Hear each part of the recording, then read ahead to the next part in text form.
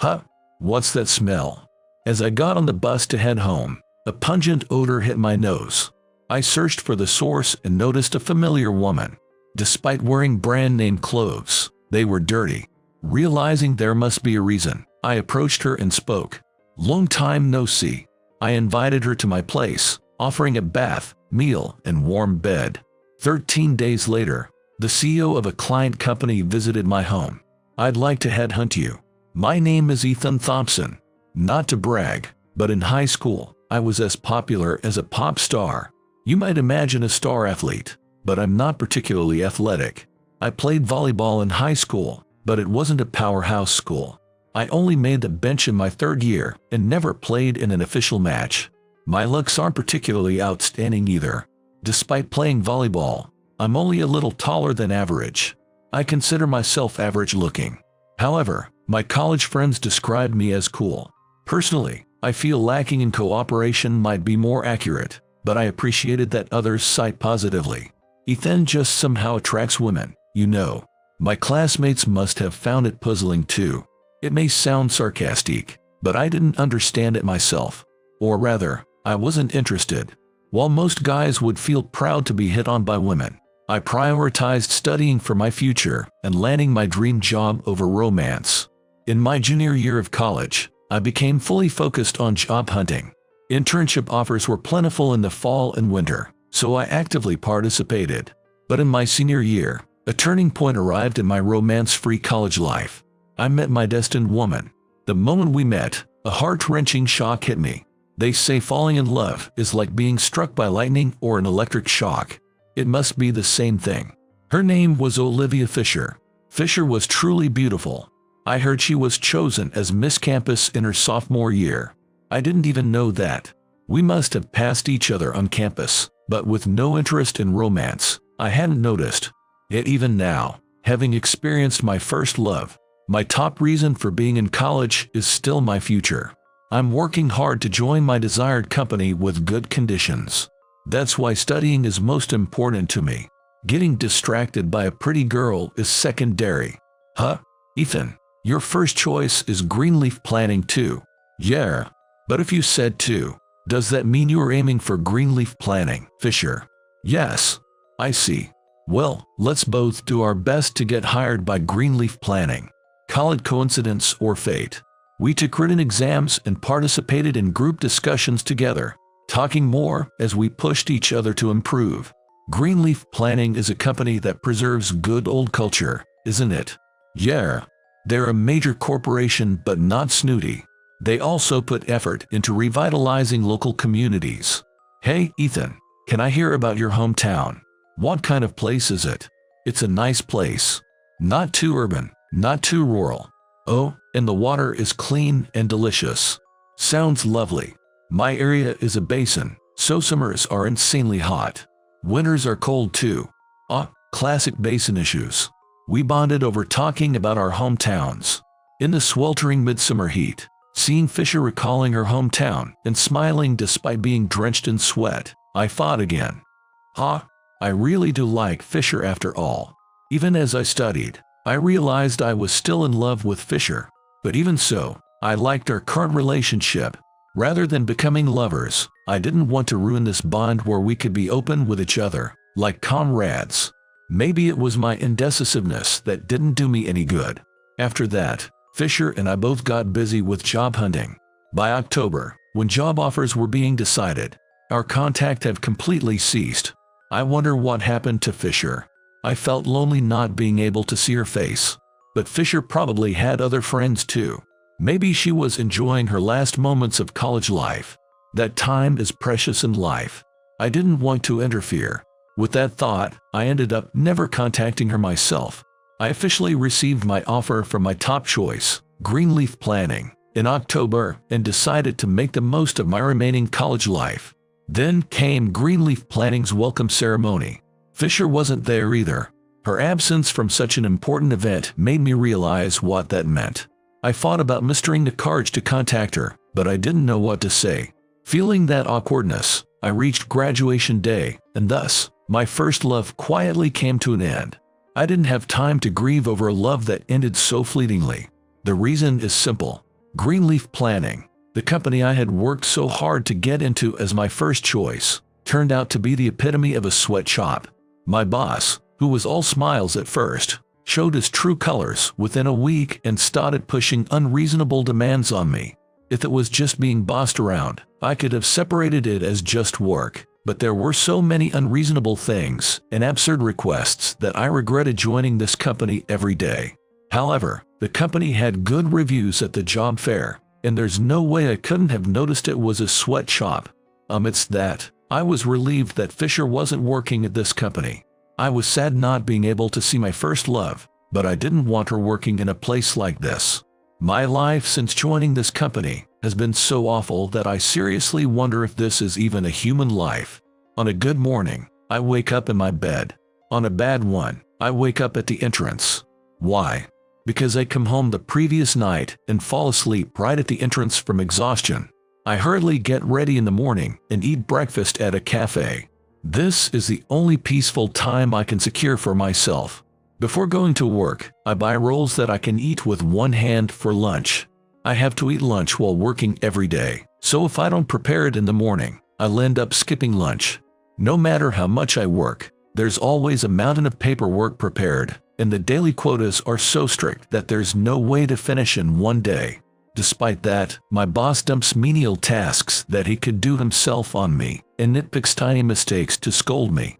His voice echoes throughout the floor.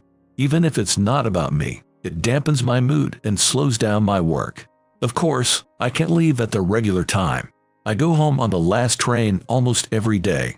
If I don't meet my quota on weekdays, I have to come in on my days off to catch up on work. Well, the saving grace is that I get paid for the work I put in. I'm still grateful that overtime pay and holiday work pay are provided according to regulations. I was in the volleyball club in high school and had guts, so I didn't crumble under the system. But it was different for my colleague, Jackson Wilson. He was driven to the brink by the excessively hard conditions and said he was going to quit.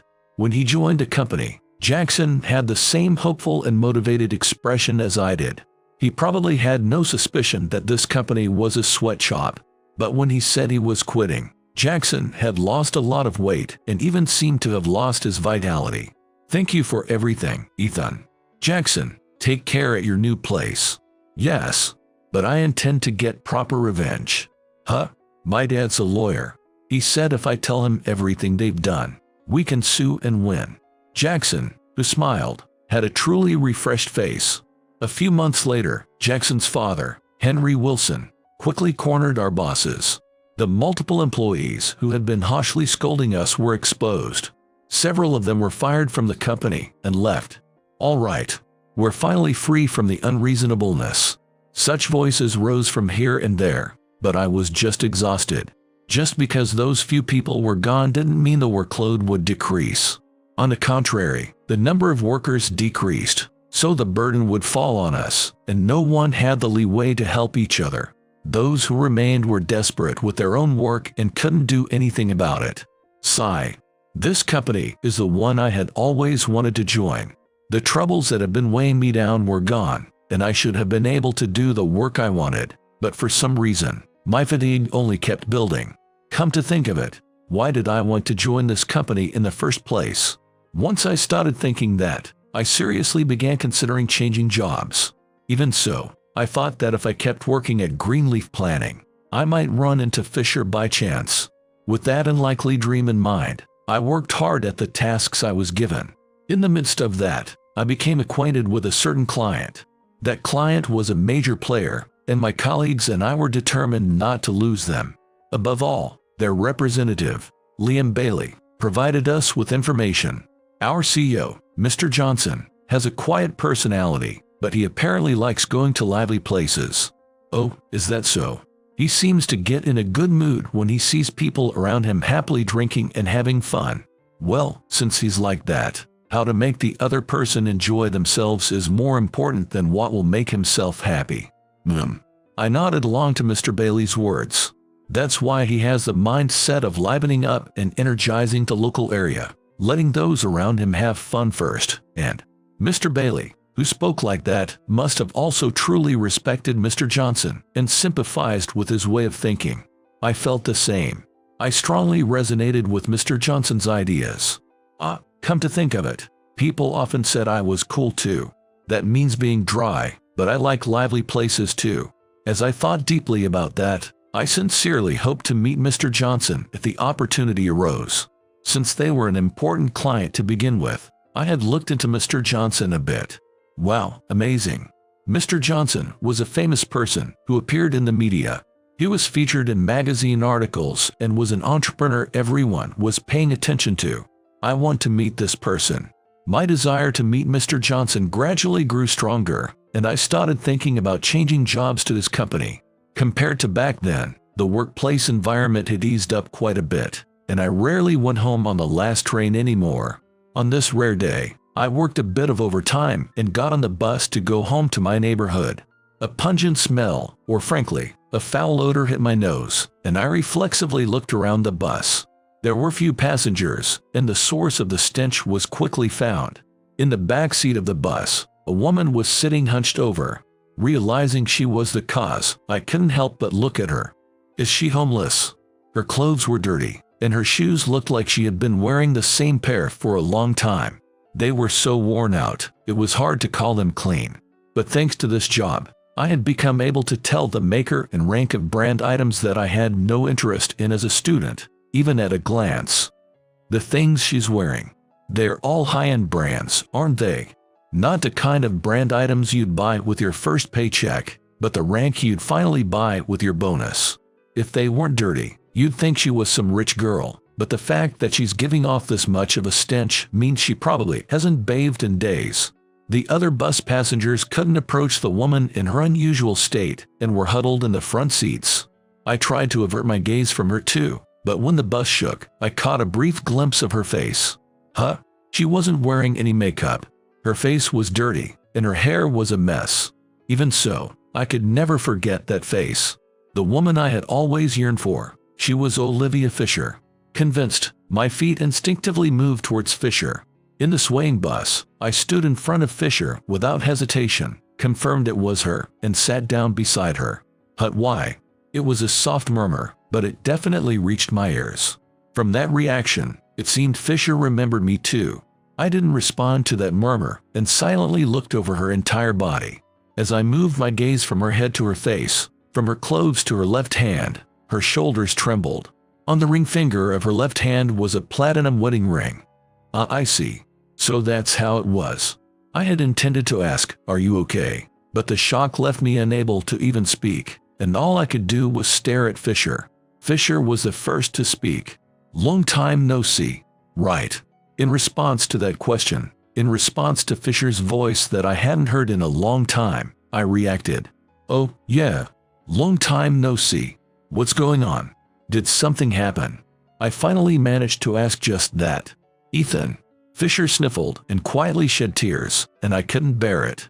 The next stop happened to be where I was getting off, so I took Fisher's hand and pressed the stop button. "Let's get off." Do you have somewhere to go?" I asked, thinking I would give up if she was trying to go somewhere, but if she had nowhere to go. Fisher shook her head. Confirming the bus had stopped, I pulled Fisher's hand, paid the fare for both of us, and got off. After making sure the bus that had dropped us off had driven away, I turned to face Fisher and apologized. "Sorry for being so forceful." Then, Fisher replied with a louder voice than before. "No, it's okay. I don't know what happened, but it's been a while, so I want to talk. If you don't mind, will you come to my place?" "But time. If I'm misunderstanding, I'm sorry. Anyway, go buy underwear, shampoo, and other necessities at that convenience store over there. Then come to my place, take a bath, and we'll talk." "Okay." I gave money to Fisher, who had nodded, and had her buy necessary items like underwear, then invited her to my home. The old apartment I moved into after graduating had a separate bath and toilet, which was convenient for having guests. I had chosen this apartment because the bedroom and dining area were separate, and I was glad I did. Fisher seemed to hesitate for a moment in the small entryway but entered with a determined look. "This is the bathroom. Here's a towel. Don't worry, it's been properly washed." "Yeah, thanks. Put your clothes in this net and in the washing machine."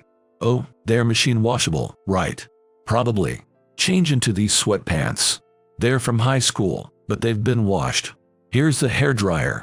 I don't have any lotion or anything. This is a toothbrush set. Feel free to use anything else you need. I spoke quickly and left the cramped changing room. It was a small apartment, so you could hear the noises inside from anywhere. While I was in the kitchen thinking about what to make for dinner, I heard the sound of the shower and knew Fisher had gotten in the bath. I didn't know if she had eaten, but I thought of making meatball pasta she often ate in college. I microwaved the frozen meatballs, made a salad with just lettuce, cucumber, and tomato, thawed some pre-made side dishes, also microwaved them, and when I heard Fisher using the hairdryer, I started preparing the pasta. I had just split one portion into 2 bowls when Fisher came over. Thank you. Jer, let's eat. Have a seat. Fisher, out of the bath, was as beautiful as ever, and I was a bit mesmerized. Ethan. Being called snapped me out of it. Unable to look directly at Fisher, I pointed to the dining table and said, "Let's eat first." "Yeah, thanks." As we sat across from each other and ate slowly, my gaze was drawn to Fisher's left hand, the wedding ring that gleamed almost offensively after she had bathed and cleaned up. Thinking I wouldn't be able to have a proper conversation with that bothering me, I finished eating for the most part, took a sip of tea, and couldn't help but ask, "This has been bugging me, so I'll ask. Yeah. Did you get married?" "Yeah," Fisher answered, then put her hands together and said, "Thanks for the meal. I'm sorry." When Fisher apologized softly like that, I shook my head. "Don't worry about it. More importantly, what happened?" I asked, trying not to upset Fisher, and after a short pause, she answered, "My husband. His name is Ted Davis, but his violence is terrible." "What? Violence?" Fisher. "No, if she's married, I guess she's Mrs. Davis now.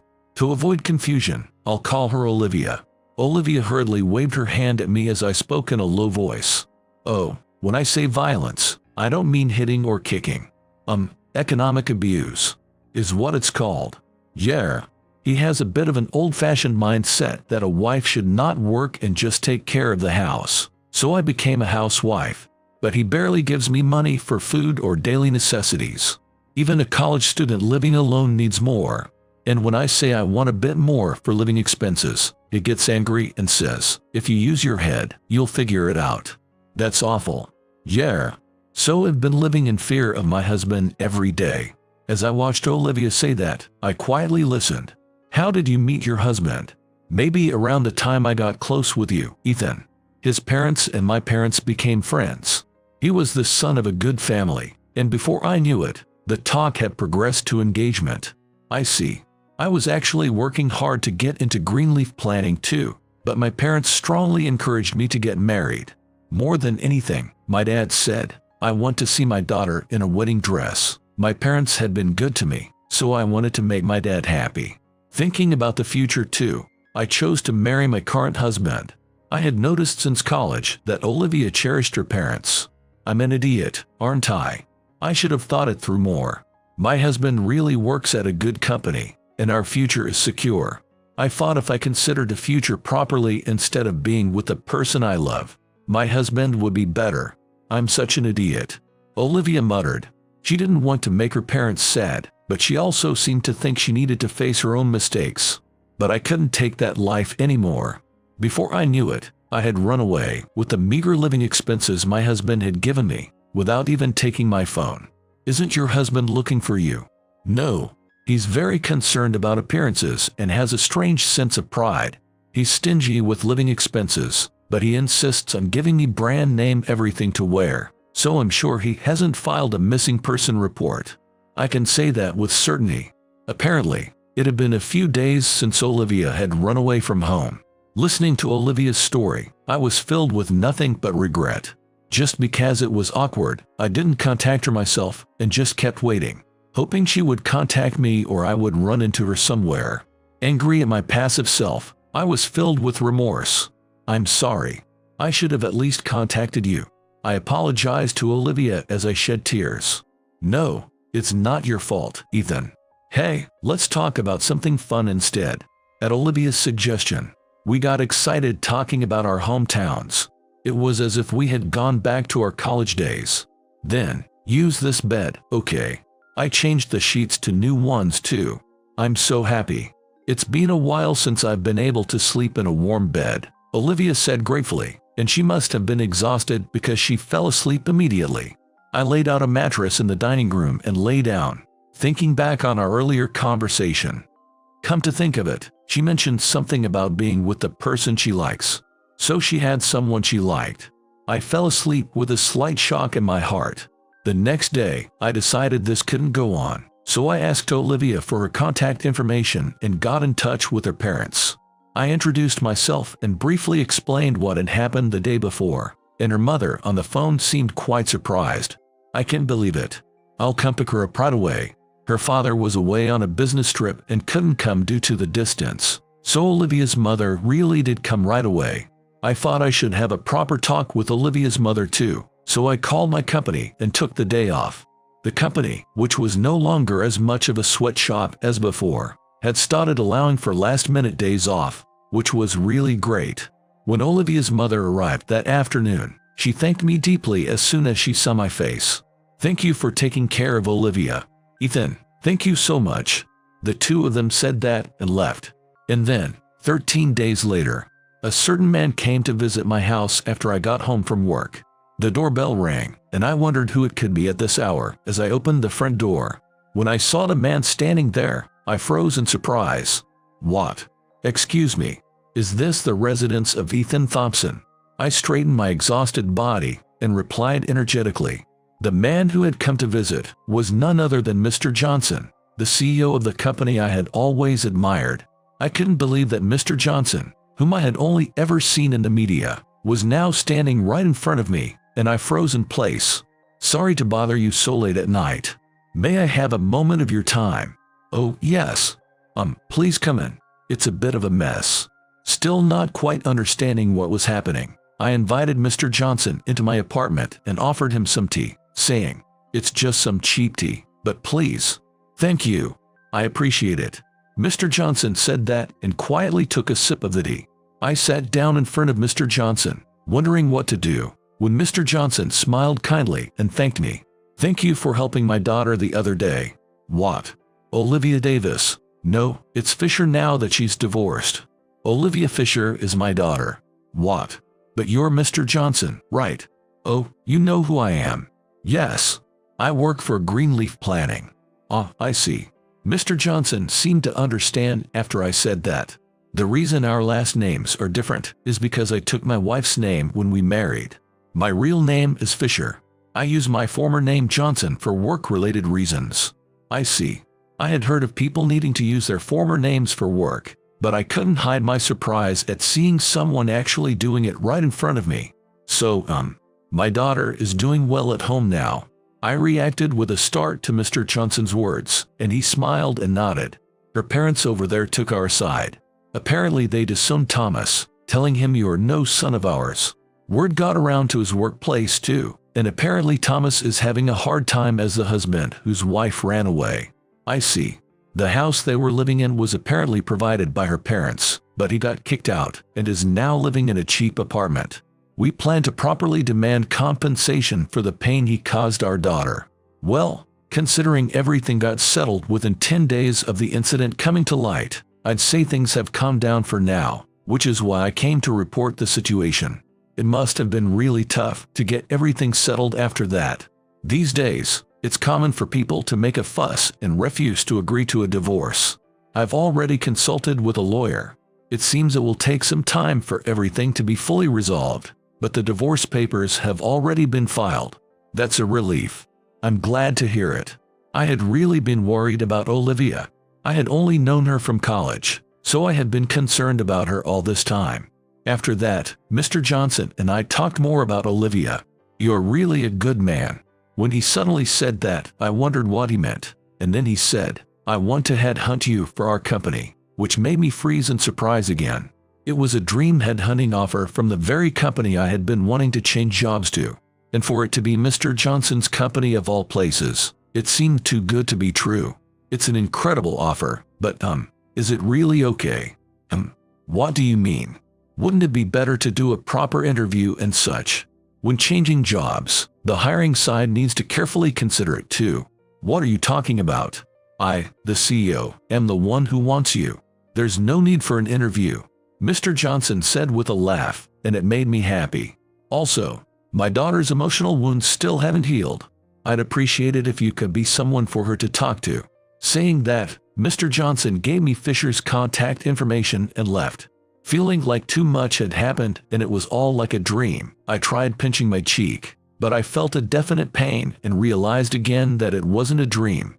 I sent a message to the contact information Mr. Johnson had given me for Fisher, and she quickly replied with a phone call. We started talking, and the conversation flowed surprisingly well. Talking with Olivia, I felt all my fatigue melting away. From then on, Olivia and I would meet up on my days off to have meals together or watch movies. Spending time with Olivia was really fun, and it made me realize anew that I still had feelings for her. Hey, Olivia, I know you have someone you like, but I like you. Not wanting to have any more regrets, I ended up confessing to Olivia even though she had just recently gotten divorced. What? Someone I like? That's what you said, right? I don't know who it is you like, but ever since we met in college, I've always… Wait. Hold on a sec. First of all, the person I like is you. What? But I'm glad. I was thinking that if you didn't confess to me today, I would confess to you. Because I don't want to have any more regrets either. Olivia smiled beautifully as she said that. What? Really? Why are you the one who's flustered when you're the one who confessed? We have similar interests. Of course I liked you, Olivia said with a little laugh. It didn't take long after that for us to get married. Considering Olivia's family, I would likely become a husband who takes his wife's name, but I didn't mind. I had a strong feeling that I didn't want to be apart from her ever again. I ended up changing jobs, and at my new workplace, I remembered why I had wanted to do this job in the first place. Just like how I enjoyed talking with Olivia about our hometown, I had wanted to convey the joy of interacting with people. Now that I had a clear reason for working, I myself was full of energy. Hey Ethan. Yeah. Are you really okay with this? You're gonna end up taking my name, and more than anything, I have a divorce history, so I'm damaged goods. That stuff doesn't matter. I've decided I'm not gonna have any more regrets. I want to be with you, Olivia. Ethan. Olivia hugged me, overcome with emotion. I'm happy. I'll do my best. I'll make you happy, not waiting for you to make me happy. Yes, let's be happy together. I felt that we, who could think that way, were already happy.